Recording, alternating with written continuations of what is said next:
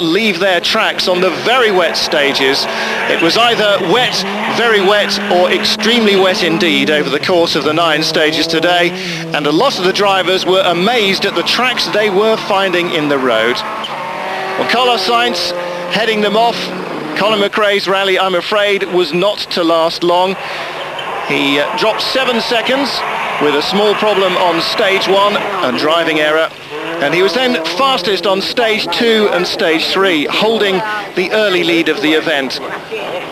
Tommy Mäkinen, having nursed himself to a finish on Rally New Zealand, now back on familiar territory. And this the event that really brought Mäkinen to public acclaim. Juha Kankkunen, another of the Flying Finns, expected to go well here, gave Dan Davis, the head of Ford, a very, very spectacular ride on the test day in the car. And like all the other Ford management, I'm sure he'll be delighted to watch from the outside as Kankkunen does his stuff. Jarmo Kaitaleito, Subaru's own Flying Finn, brought in to try and bring some local expertise to the Subaru team. Harry Rovanperä doing the same in the Seat Cordoba, the debut event for the WRC machine. Well, a very substantial early advantage, because Colin McRae on stage 4 wrecking the rear suspension, almost tearing off a wheel and putting himself out of the event from an early lead.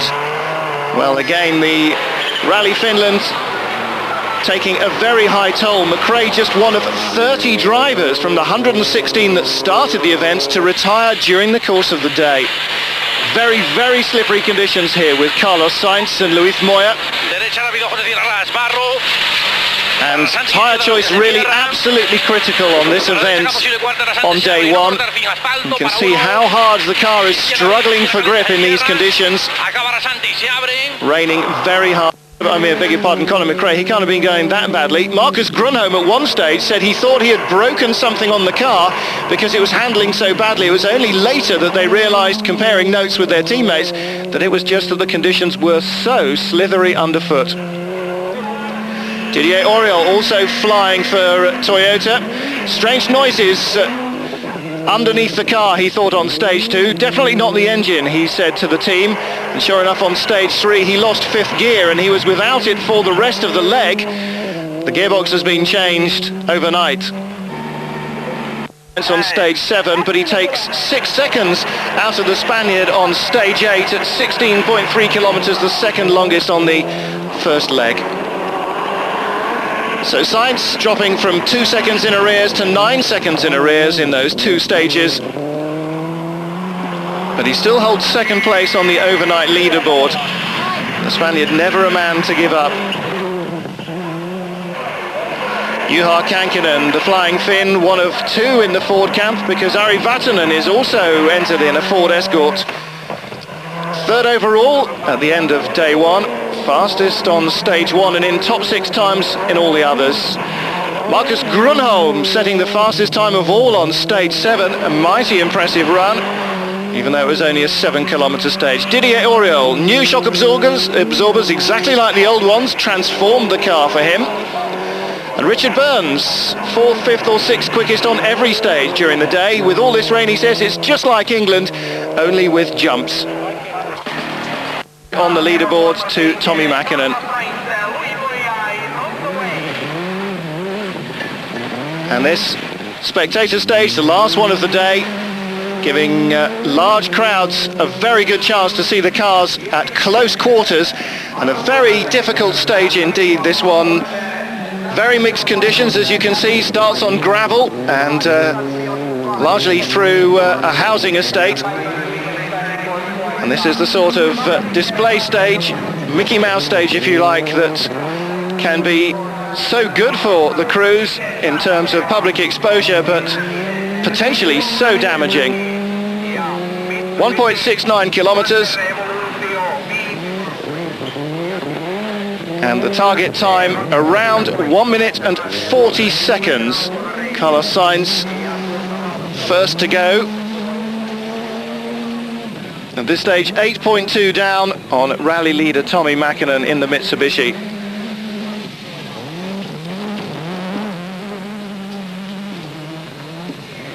And despite the rain, Sainz doing a very good job. Of course, he's clearing the road on these looser sections. It won't make any difference at all on the tarmac. But once more, tyre choice very tricky here indeed. Do you go for something that really bites on the loose and just live with it on the tarmac? Or do you go for something that's got a bit less tread, that will give you a bit more grip on that slippery tarmac surface? Well, as ever, it's a balance and it's a gamble as well going through first. So Carlos Sainz, 1 minute 41.4 seconds.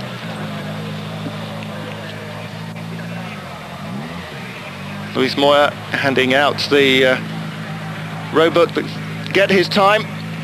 And Tommi Mäkinen now, co-driver Risto Manisenmäki alongside him. Of course now in the Evolution 5 version of Mitsubishi's Lancer.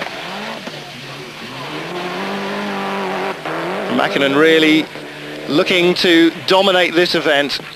The Finn has had a slightly troubled mid-season, and to come back and win at home, it's not going to be easy, but it's certainly what he needs in terms of confidence, to speak Finnish, to be able to translate that little bit of the site commentators' vocabulary. The two Juhas, Kankkunen and Repo. Well, the Ford Escort WRC may be long in the tooth. It may be not the quickest car out there anymore, but it is certainly reliable old battle wagon, and in Kankkunen's hands, it's doing a sterling job. Of course, Ford very much bolstered by the news that former world champion Colin McRae will join the Boreham squad. Although, strictly speaking, not, of course, the Boreham squad anymore, but he will be driving for the Blue Oval in 1999. And it looks to be a year of development. Richard Burns, British rally fans in general, and particularly Andrew Can, we're continuing coverage of Rally Finland, and the picture of day two is of Harry Rovanperä charging on a little too excitedly in the Seat Cordoba WRC machine. Well, more of that in a feature later on in the programme, but first, today's action.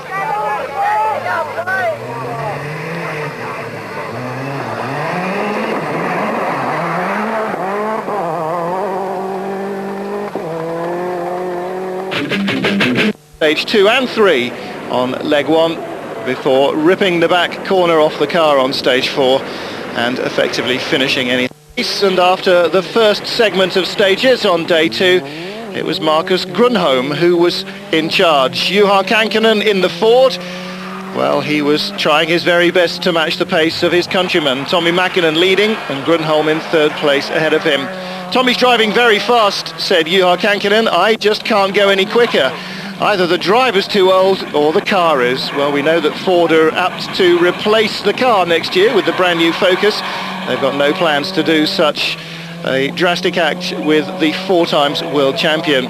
He only lost third place, in fact, on stage 12 because of a broken wheel rim. He didn't lose an awful lot of time, but you don't need to when the going is as quick as it is here in Finland.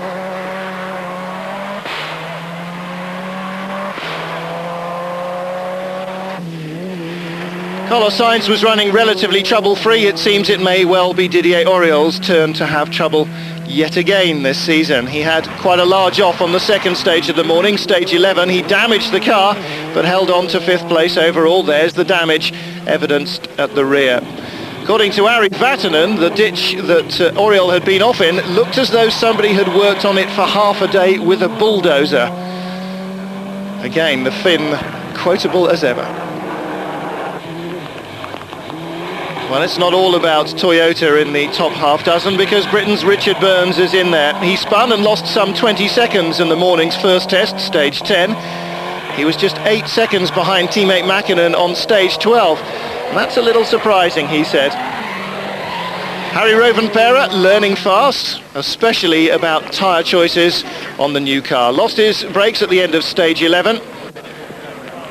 But other than that, the new Seat going well. Well, all the drivers complaining about the pace of the activity, and all of them needing heavy massage after high-speed landings from some of the quick jumps. So Mäkinen setting a blistering pace. The battle for third place, just as tough as the battle for the lead.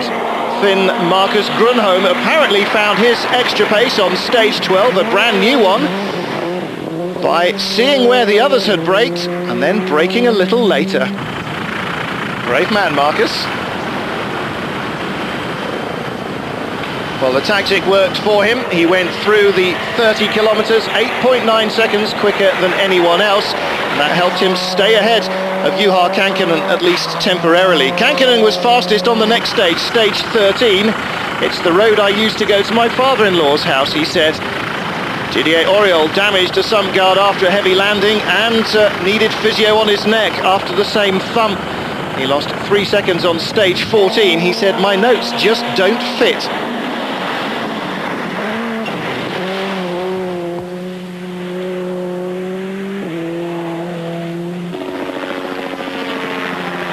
Well, propping up the top half dozen, Richard Burns.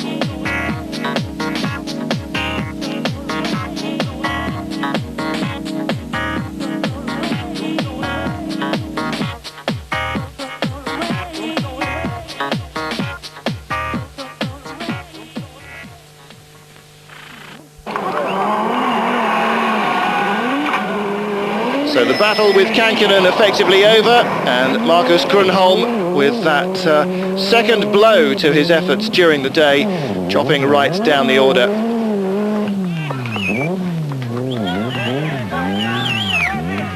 There he is, being helped out by the spectators. And isn't it astonishing when you get to an abandoned forest how quickly people appear out of the woods whenever a rally car goes off. Many a rally has been saved for a driver by spectators in just such a manner. Carlos Sainz then, fastest on both 15 and 16, but it only brought him 3.4 seconds closer to Mäkinen. Juha Kankkunen dropping from 9 to 18 seconds in arrears of Sainz, but Kankkunen in third place. Perhaps none of his relatives live around here then.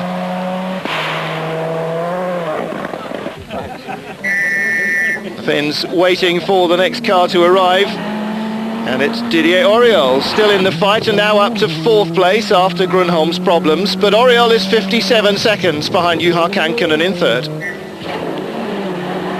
Tommi Mäkinen lost just 0.3 of a second to Carlos Sainz on stage 16, and that was 34.5 kilometres.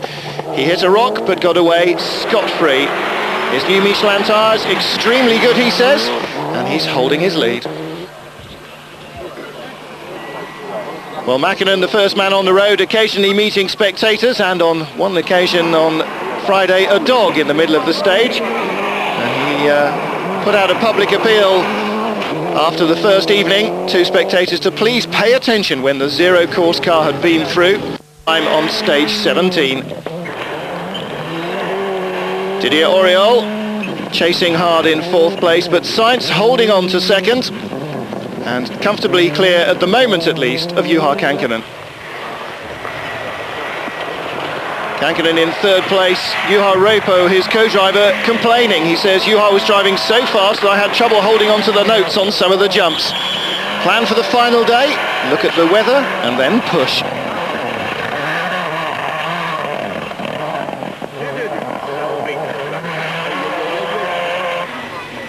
Didier Auriol trying different tyres on stage 17, which were a complete failure, he says, but as he's relatively safe in fourth place, he thinks they've got a little bit more time to test with setups. Incidentally, in Formula 2, Alistair McRae leads overall in his VW Golf from Tony Gardemeister's Seat Ibiza. Gardemeister rolled out of the lead on stage 14 and lost power steering later in the day. Mark Higgins, third overall at the moment, 22 seconds behind Gardemeister. And countryman Richard Burns, fourth fastest on stages 17 and 18, apparently becoming a real star in Finland. Crowds around him, while all the regular stars, your Mäkkinens, your Vatanens and your Kankanens, get completely ignored. What is it about lanky redheads from Reading? Thomas Radstrom then, sixth place, went off on stage 17, fastest on the spectator special at the end of the day, stage 18, as he had been the day before. He's just 7.5 seconds behind Burns at the end of the day. Incidentally, fourth in Formula 2, while we think about it, is Wayne Bell from Australia in the remaining Hyundai, despite clutch failure and a major oil leak.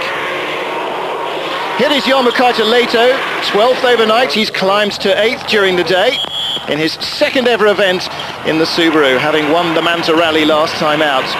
Ari Vatanen won in a rear-wheel drive Escort in 81. He had a rear-wheel drive Escort on stage 17 again today. That wasn't by design, that was because the diff failed, but at least he kept the crowd entertained. 10th overall, Pasi Hagstrom in the private Toyota Celica. Can't afford to push the lead, as he says. We just don't have the spares. Bruno Thierry 11th in the second of the Works Escorts. Only broke into the top 10 times on stages 17 and 18 all day. He says, it's such a shame, it's a beautiful rally. I just need a switch in my head to make me quicker. Harry Rovanperä, 12th despite a spin, and not being quite confident enough of the car over the jumps. He punctured and slid off on rivals to deal with. And Rovanperä doing his very best to meet them all head on. Looking pretty pacey, it must be said, on the stages, and currently holding down at 12th overall. Not bad at all. La fin de saison est envisagée. Gomez out early on, a disappointment for him, but Rovanperä continuing despite the off that we saw at the beginning of the programme. Richard Burns, fastest on stage 19, the first of the day. Here's Mitsubishi. Quick times. We had a bit of bad luck yesterday and we want to show that we can go fast. The roads seem fine for our Corolla. Indeed they do. Hasn't particularly, although he doesn't seem to have had anything more really than niggling problems and a lengthy through Jämäläinen, and he was quickest on both. Tommi Mäkinen lost 4 seconds to Carlos Sainz on stage 21, the long one, then took back 2 of that on the short 12-kilometre stage 22. On occasion, but hanging on at the end of stage 22, Radstrom in 6th place, but with little chance of catching Richard Burns ahead of him. The pair separated by nearly half a minute. Tragically for Ari Vatanen, 3 stages from home, his car was to overheat and retire, and the Finns Ford Escort would not carry him to the finish line. Well, problems for Ari Vatanen, twice a winner.